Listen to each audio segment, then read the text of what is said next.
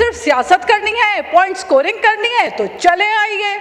आपको अगर ऐसा ही मंजूर है तो ठीक है। वो कहते हैं ना कि आप अपनी अदाओं पे जरा गौर कीजिए, हम अर्ज करेंगे तो शिकायत होगी। एक हड़ताल के नाम पे सैकड़ों बेगुनाह नौजवानों की जानें जो है वो ले ली जाती थी। पाकिस्तान पीपल्स पार्टी अमन का गहवारा बना के कराची को सबको साथ लेके चल रही है, लिहाजा हमारा मुकाबला जो है वो नहीं है। हमने सिर्फ टिकटॉकर्स बना दिए हैं और हम उसी में खुश हो रहे हैं कि हमारा नौजवान टिकटॉकर बन गया है। स्पीकर साहब, बात यह है कि होना तो ये चाहिए कि ये बजट की जो सेशन होता है इसमें हम बजट के ऊपर ज़्यादा तबसरा करते हैं, इसमें हम कोर उन इश्यूज़ पे तबसरा करते हैं जो ये ऐवान एड्रेस कर सकता है।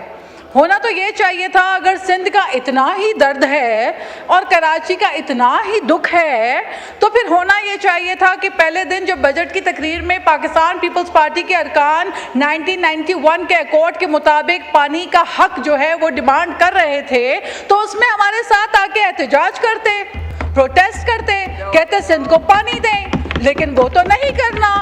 तो अगर सिर्फ सियासत करनी है, पॉइंट स्कोरिंग करनी है तो चले आइए। आपको अगर ऐसा ही मंजूर है तो ठीक है। तो फिर मुझे ये बता दीजिए, मैं ज़्यादा तो नहीं करूँगी क्योंकि आगे खुद ही उलझे हुए हैं, अपनी उलझनों को खुद ही सुलझा दें तो अच्छा होगा। वो कहते हैं ना कि आप अपनी अदाओं पे ज़रा गौर कीजिए, हम अर्ज करेंगे तो शिकायत होगी। तो आजकल तो खुद ही लगे हुए हैं एक दूसरे के ऊपर तनकीद करने में। तो मैं सिर्फ ये कुछ सवाल पूछना चाहती हूँ, क्या मैं एक कराचीआइट हो के, स्पीकर साहब आपकी तवज्जो चाहती हूँ, स्पीकर साहब, क्या मैं एक कराचीआइट हो के, बॉर्न एंड रेस्ड कराचीआइट हो के, हम वो लोग हैं जिन्होंने कराची में जन्म लिया, तालीम हासिल की, हमारे वालिदैन कराचीआइट के हैं, हमारी ख़ानदान आबा व अजदाद कराची शहर में रहते हैं, हमारी ख़ानदानों की कब्रें कराची के अंदर हैं। हम भी उतने ही कराचीआइट हैं जितने आप हैं, जितने कराची में बसने वाला एक पश्तून है, जितना कराची में बसने वाला एक बलोच है, पंजाबी है, जो कराची में बसता है वो कराचीआइट है। लेकिन आपने लसानियत के नाम पे जो बीज बोया, तो आप मुझे बताइए, क्या मैं भूल जाऊं कि 1988 से 1992 तक मेयर कराची कौन थे? क्या मैं ये भूल जाऊं कि 2005 से 2010 तक मेयर कराची कौन थे? क्या मैं ये भी भूल जाऊं कि 2016 से 2020 तक मेयर कराची कौन थे? और मैं ये भी भूल जाऊं कि परवेज़ मुशर्रफ के दौरे हुकूमत में स्याह सफ़ेद के मालिक कौन थे? क्या मैं ये भी भूल जाऊं कि एक कॉल रात के 2 बजे आती थी कि कराची को बंद कर दिया जाए और फिर कराची जो पाकिस्तान के मईशत का 70% हब है उसको आनन फानन स्विच ऑन और स्विच ऑफ कर दिया जाता था। एक हड़ताल के नाम पे सैकड़ों बेगुनाह नौजवानों की जानें जो है वो ले ली जाती थी। क्या मैं टारगेट के भत्ताखोरी भूल जाऊं? क्या मैं घोस्ट एम्प्लॉइज भूल जाऊं? क्या मैं भूल जाऊं कि वाटर बोर्ड के अंदर जो घोस्ट एम्प्लॉइज स्टफ किए गए, जिनकी वजह से वाटर बोर्ड की नाकिस कारकर्दगी की जिम्मेदारी आयद होती है जिन पर, क्या मैं बल्दिया सानेहा भूल जाऊं? क्या मैं भूल जाऊं कि आपने खौफ और हू का आलम किया हुआ था, कराची का बच्चा बच्चा आपके नाम से डरता था? तो आज अगर वो खौफ के बादल छटे हैं, पाकिस्तान पीपल्स पार्टी अमन का गहवारा बना के कराची को सबको साथ लेके चल रही है और हम तो वफाक की उमंग है। हम सिर्फ लसानियत पे बात नहीं करते, हम कराची से लेके गिलगित बल्तिस्तान तक हमारा परचम, पाकिस्तान पीपल्स पार्टी का परचम पाकिस्तान के परचम के साथ बुलंद होता है।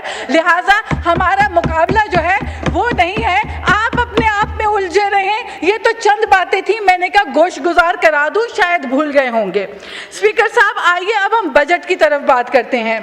तो स्पीकर साहब, बजट जो है वो जब आता है तो आवाम के दिल में एक जुस्तजू होती है और जब हम एज ए पब्लिक पर्सन लोगों में घूमते फिरते हैं तो लोग हमसे सवाल पूछते हैं, क्या ये बजट हमारे लिए रिलीफ लाएगा? क्या इस बजट में हमारे लिए कोई सस्ताई होगी, चीज़ें सस्ती होंगी, महंगाई में कमी होगी? लेकिन स्पीकर साहब, हम उनको एक झूठा दिलासा देते हैं।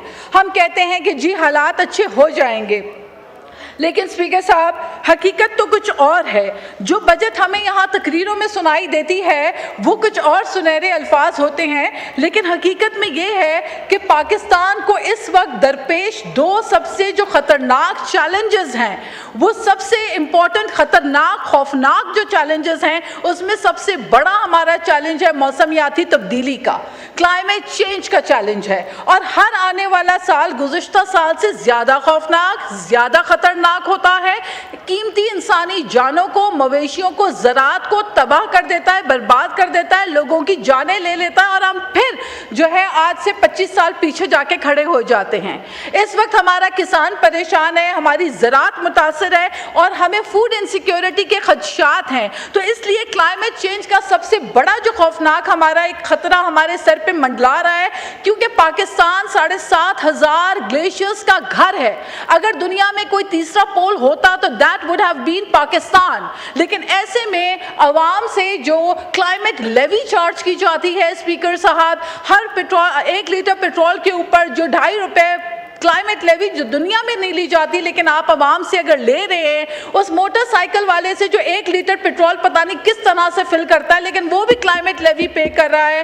مائی کوشچن از کہ جب اگر ہمیں یہ بتایا جاتا ہے کہ گزشتہ سال 37 بلین جو ہے وہ اچیو کیے گئے ہیں کلائمیٹ لیوی کی مد میں, تو یہ پیسہ کہاں گیا؟ یہ کلائمیٹ کرائسس کو کمبیٹ کرنے کے لیے کس مقصد میں استعمال ہو رہا ہے؟ کیا یہ پیسہ جو کلائمیٹ لیوی کی مد میں عوام سے لیا جا رہا ہے, کیا یہ پیسہ کلائمیٹ ایکشن پہ استعمال ہو رہا ہے یا قومی خزانے میں جا کر غائب ہو رہا ہے؟ اور اب کہا جا رہا ہے کہ 51 بلین جو ہے وہ ٹارگٹ ہے کلائمیٹ لیوی کا. سو مائی کوشچن از کہ ہمیں یہ بتایا جائے کہ جو کلائمیٹ ایکشن کے نام پہ آپ عوام سے پیسہ لے رہے ہیں, یہ پیسہ کس مد میں خرچ ہو رہا ہے. اس کے بعد ہمارے پاس آتا ہے آئی ٹی سیکٹر. تو اسپیکر صاحب اس وقت سب سے دوسرا جو اہم خطرہ ہے وہ اے آئی کا ہے. اے آئی ٹیکنالوجی کو دنیا بہت تیزی سے استعمال کر رہی ہے ایک پروڈکٹیو انداز میں, لیکن ہمارے پاس افسوس کے ساتھ ہم نے چونکہ اپنے آئی ٹی سیکٹر میں انویسٹ نہیں کیا, لہٰذا ہمارے پاس ہم نے صرف ٹک ٹاکرز بنا دیے ہیں اور ہم اسی میں خوش ہو رہے ہیں کہ ہمارا نوجوان ٹک ٹاکر بن گیا ہے. ہمیں اے آئی سے متعارف کر کے اپنے نوجوان کو وہ تعلیم سے آراستہ کرنا ہے کہ وہ دنیا کا مقابلہ کر سکے. مگر سرپرائزنگلی آئی ٹی سیکٹر میں 5.2 بلین الوکیٹ کیے گئے ہیں to train 1,20,000 youth in I T related field. تو اس میں میں جاننا چاہتی ہوں کہ اس میں بریک ڈاؤن کیا ہے, صوبوں کو کتنا, سندھ کے, پنجاب کے, بلوچستان کے, کے بی کے صوبوں کو اگر آپ ڈویژن کریں تو یہ تو ہزاروں سے بھی میرا خیال ہے ہزاروں تک صرف بات جا رہی ہے. ہمارے لاکھوں نوجوان بے روزگار ہیں, ہمارے گروتھ اس سے افیکٹ ہو رہی ہے. آگے ہی ہم نے کہا ہے گروتھ ہماری جو ہے وہ اتنی زیادہ نہیں ہونے والی, ایکسپیکٹ ٹارگٹ جو ہمارا ہے وہ کم ہے. تو اگر ہم نوجوانوں کو آئی ٹی جو دنیا کا مقابلہ کر رہا ہے, دنیا روبوٹکس کی طرف جا رہی ہے اور آنے والے 5 سالوں کے بعد دنیا کا ہر کام تقریباً 70% کام گھروں سے work at home online ہوگا اور سب اے آئی ٹیکنالوجی کے ذریعے ہوگا. ہیومن ریسورس جو ہے وہ اس کی ضرورت ہی نہیں پیدا ہوگی. ایسے میں کیا ہم اپنے لوگوں کو ٹرین کر رہے ہیں دنیا سے مقابلہ کرنے کے لیے؟ اسپیکر صاحب دوسری بات میں یہ کہنا چاہتی ہوں کہ پاکستان میں جو پاورٹی ہے, غربت کی جو سرکاری حد کا جو متعین کیا گیا ہے وہ 8,483 روپیز ہے. تو اسپیکر صاحب یعنی کہ پاکستان میں 8,500 روپے سے کم کمانے والا شخص غریب ہے, اور اس سے اوپر جو کمائے گا 8,700 تو وہ غریب نہیں ہوگا.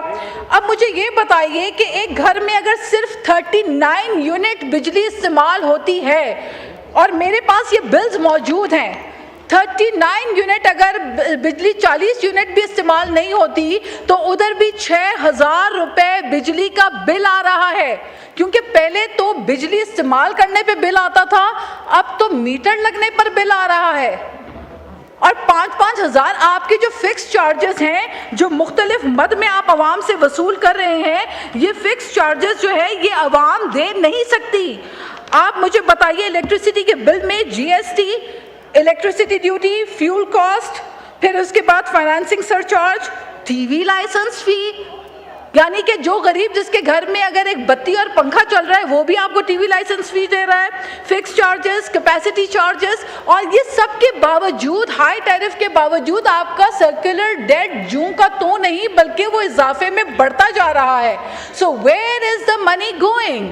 The question arises. پھر اگر عوام بجلی کی لوڈ شیڈنگ سے جو پریشان ہیں, اگر وہ سولر کی طرف جاتے ہیں تو آئے دن آپ ایک نیا خبر چھوڑ دیتے ہیں کہ سولر میں 18% ٹیکس, نہ جانے کتنے % ٹیکس, تو لوگ خوفزدہ ہو چکے ہیں. مارکیٹ کے اندر ایک نیگیٹو سینٹیمنٹ جا چکا ہے کہ اگر لوگ سولر بھی لگائیں گے تو کل کو آپ ٹیکس لگا دیتے ہیں تو عوام پھر پریشان. تو خدا را اتنا برڈن جو ہے وہ عوام پہ نہ ڈالیں. اور بالخصوص میں کراچی کی اگر بات کروں تو اس وقت لوگ لوڈ شیڈنگ سے پریشان ہیں. ہم حلقوں میں جا نہیں سکتے. ہم اپنے حلقوں میں جاتے ہیں تو لوگ ہم سے پوچھتے ہیں کہ نہ گیس ہے, ہم 2 روٹی نہیں بنا سکتے. عوام کہتی ہے نہ بجلی ہے, نہ گیس ہے, نہ پانی ہے, تو عوام جائے تو جائے کہاں؟ ان ایوانوں میں بیٹھ کے ہم صرف تھمپنگ کرنے کے لیے تو نہیں ہے نا. ہمارے یہ جو گریونسز ہیں ان کو ایڈریس ہونا چاہیے, ان کو حل ہونا چاہیے.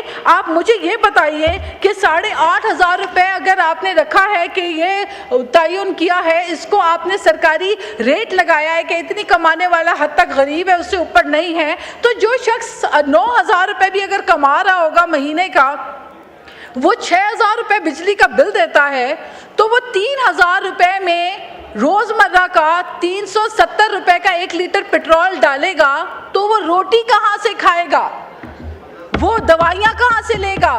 وہ اپنے بچوں کے پیر کی جوتی کہاں سے لے گا؟ کیا اس کا حق صرف یہ ہے کہ وہ سانس کے اوپر, ہوا کے اوپر وہ گزارا کرے؟ اس کو 2 وقت کی روٹی میسر نہیں ہوگی تو وہ کہاں جائے گا؟ مجھے سمجھ نہیں آتی کہ یہ جو فائنانس میں بیٹھ کر ایسے بجٹنگ ہوتی ہے اور عام عوام کو جو کہ 10,000 9,000 روپے کمانے والا شخص ہے اس پہ مزید آپ ٹیکس ڈال دیتے ہیں جو آلریڈی ٹیکس کے برڈن میں دبا ہوا ہے. تو مجھے بتائیے, ایسے میں تو میں حیران ہوں کہ البیرونی, الخوارزمی یا پائتھاگورس, these are all mathematicians, these were all mathematicians. انہوں نے ہمیں سکھایا, یہ تو سوچ رہے ہوں گے, سٹپٹا رہے ہوں گے کہ ہم نے تو کہا تھا 2 + 2 = 4, لیکن یہاں پہ کہا جا رہا ہے کہ آپ 8-9 ہزار روپے کما رہے ہیں اور اس کے بعد آپ غریب نہیں ہیں. تو یہ تو ایک تو غربت کی ڈیفینیشن کو امپروو کیا جائے تاکہ عوام کو پتہ تو چلے کہ کون سا لگژری جو ہے وہ 8,000 روپے میں جو ہے وہ استعمال کر سکتے ہیں اور وہ حاصل کر سکتے ہیں.